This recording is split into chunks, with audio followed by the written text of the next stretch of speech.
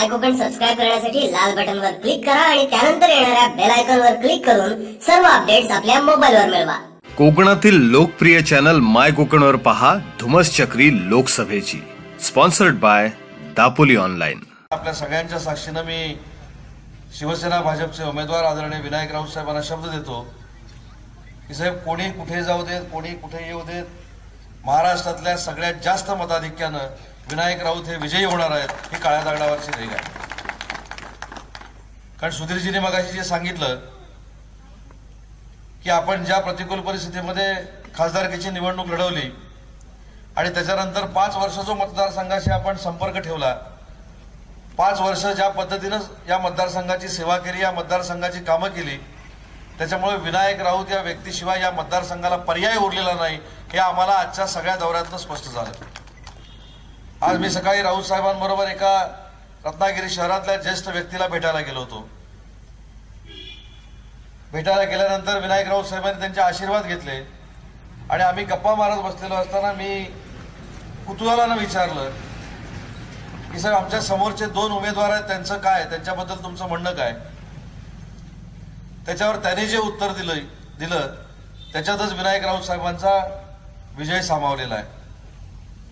त्यांनी सांगितलं की काँग्रेस आणि राष्ट्रवादी काँग्रेस पक्षाचे उमेदवार आधी कोण आहेत ते नाव मला सांगा।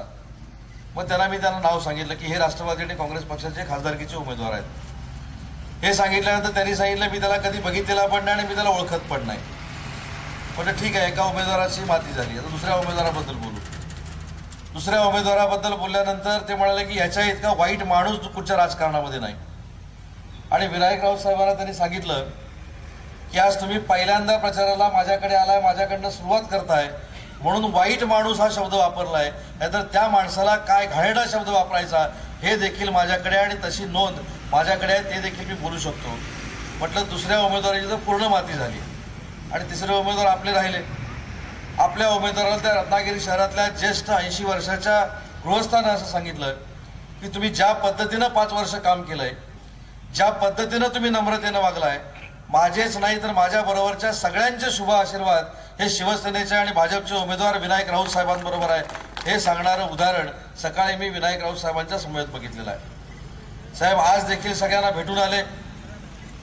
मला विशेषतः पत्रकारांना देखील एक विनंती करायची आहे की आजचं विनायक राऊत साहेबांचं जे शेड्यूल होतं हे खरं तर आपण सगळ्यांनी मिळून उद्या जनतेला दाखवलं पाहिजे, जनतेला सांगितलं पाहिजे की शिवसेना भाजपच्या युतीचे उमेदवार आचारसंहिता लागल्यानंतर त्यांनी पहिलं काय काम केलं असेल तर ज्या लोकांच्या आशीर्वादाने मी निवडून आलो त्या लोकांच्या पायाला हात लावून पुन्हा एकदा आशीर्वाद घेण्याचं काम हे आज आमच्या विनायक राऊत साहेबांनी केलं आणि आजही बाकीचे आम्हाला शिव्या घालत बसलेत। आज कुठे शिव्या घातल्यात मला माहित नाही, रोशनशेठ अजून मला कळलेलं नाही, आज मला आणि विनायक राऊत साहेबांना कुठं शिव्या घातल्यात।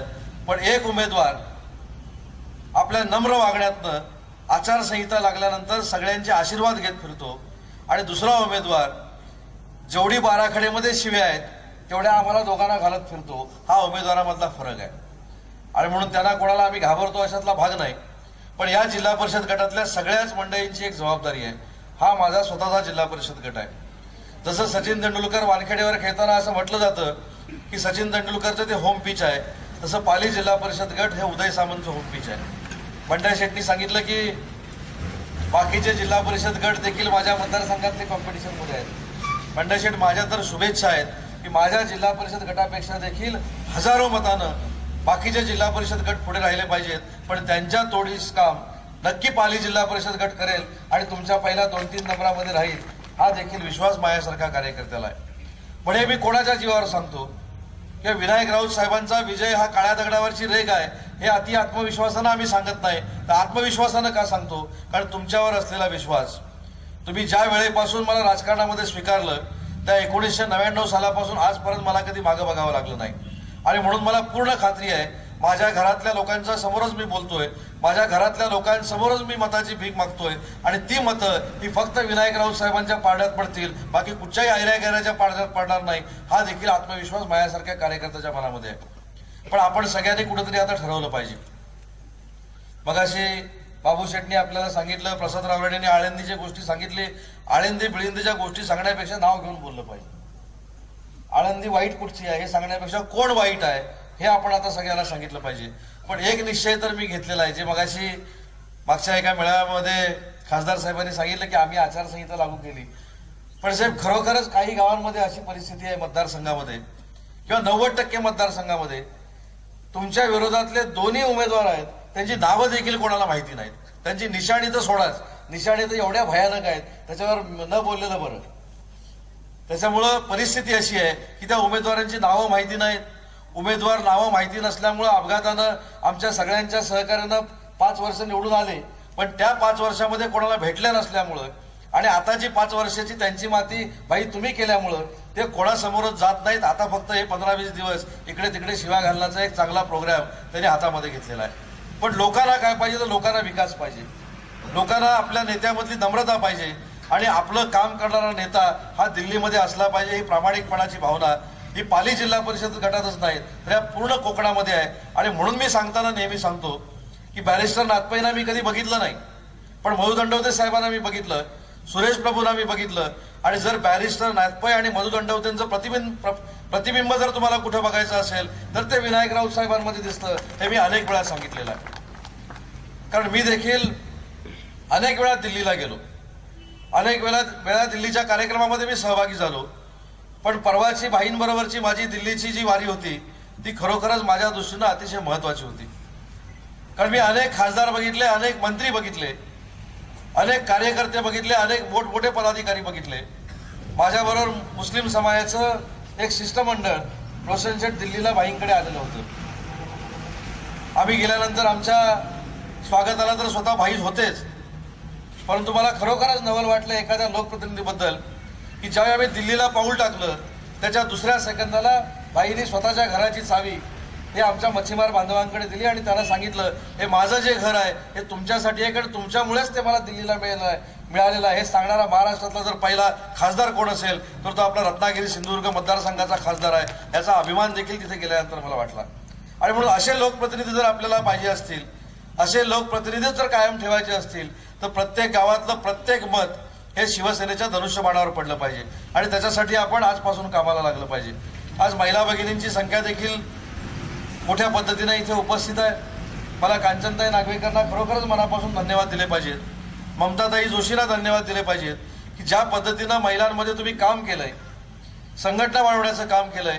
आज 10 जिल्हा परिषद गटातल्या 10 जिल्हा परिषद गटात पुरुषांपेक्षा महिलांची संख्या या हजारोनं जास्त होती आणि ह्याचं सगळं श्रेय शिवसेनेच्या संघटनेला जातं, तुम्हाला सगळ्यांना जातं आणि उपस्थित माझ्या महिला भगिनींना जातं. पण आज तुमच्याकडे काही लोक मतं मागायला येत आहेत, काही मंडळी तुमच्याकडे मतं मागणार आहेत. त्याला कुठंतरी आपण विचारलं पाहिजे की जर आमच्याकडे मत मागणार असाल तर नक्की आमच्यासाठी तुम्ही काय केलंय, विकासाचं काय काम केलंय. आणि हे आम्हाला पण विचारलं पाहिजे, मला पण विचारलं पाहिजे, राऊत साहेबांना पण विचारलं पाहिजे. पण आमच्याकडे उत्तर आहे. मी ठामपणानं सांगू शकतो की शिवसेनेच्या माध्यमातून माझ्या महिला भगिनींसाठी महाराष्ट्रातलं पहिलं रुग्णालय जर कुठे असेल तर ते माझ्या रत्नागिरी मतदारसंघामध्ये आहे. महाराष्ट्रामध्ये दुसरं कुठेही नाही हे मी ठामपणानं सांगू शकतो. पण बाकीचे कोणी सांगू शकतात का, तर त्याचं उत्तर नाही आहे. म्हणून स्वतः काय करायचं नाही, विकासाची कामं करायची नाहीत, दुसऱ्याची जी विकासाची कामं आहेत त्याचं श्रेय आपण घ्यायचं आणि आपलं राजकारण करायचं, असा घाणेरडा पवित्रा घेऊन काही पक्षातली लोक हे प्रचार करण्याचा प्रकार करतायत. पण मी भाई आपल्याला नम्रतापूर्वक सांगतो की 2,79,000 मतदान माझ्या मतदारसंघामध्ये आहे. त्याच्यातलं किमान 1,65,000 ते 1,70,000 पर्यंत मतदान होणार आहे. आज शहरातली मंडळी देखील इथे आहेत, रोशन शेठ आहेत, विकास शेठ आहेत, राहुल पंडित आहेत, नगराध्यक्ष बंडा शेठ साळवी आहेत. यांच्या साक्षीनं आणि तालुक्याच्या साक्षीनं सांगतो की 1,65,000 जर मतदान झालं तर भाई तुम्ही 1,30,000च्या पुढची मतं घ्यायची आणि बाकी सगळे उरलेले दुनियेतले पक्ष हे पुढच्या 25-30 हजारामध्ये राहणार आहेत. आणि आमच्याच मतदारसंघाचं मताधिक्य हे महाराष्ट्रातलं जास्त. म्हणजे आजपर्यंत महाराष्ट्राचा इतिहास होता की महाराष्ट्राच्या इतिहासामध्ये सगळ्यात जास्त मताधिक्य हे बारामतीचं असतं. पण साहेब आम्ही तुम्हाला शब्द देतो की या निवडणुकीला बारामतीपेक्षा जास्त मताधिक्य हे विनायक राऊत साहेबांना हे रत्नागिरी विधानसभा मतदारसंघातनं असेल हे माझ्या सगळ्या कार्यकर्त्यांच्या वतीनं आपल्याला शब्द देतो. आपण 100% खासदार तर झालेलाच आहात. मगाशी मोरे साहेबांनी सांगितलं की तुमचा विजय तर निश्चित आहे, पण आमच्या मनातली एक प्रामाणिकपणाची भावना जी आहे जी माझ्या गावामध्ये आणि त्याचा साकडा मी माझ्या ग्रामदेवतेला घालतो की आपण नुसतं खासदार म्हणून दिल्लीला गेल्यानंतर परत येऊ नका, तर दिल्लीला खासदार म्हणून गेल्यानंतर कोकणातले कार्यक्षम मंत्री म्हणून आपण परत कोकणामध्ये यावं आणि या ग्रामदेवतेनं तुम्हाला तसा आशीर्वाद द्यावा ही ग्रामदेवतेच्या चरणी प्रार्थना करतो. माय कोकण सबस्क्राईब करण्यासाठी लाल बटनवर क्लिक करा आणि त्यानंतर येणाऱ्या बेल आयकॉनवर क्लिक करून सर्व अपडेट्स आपल्या मोबाईलवर मिळवा.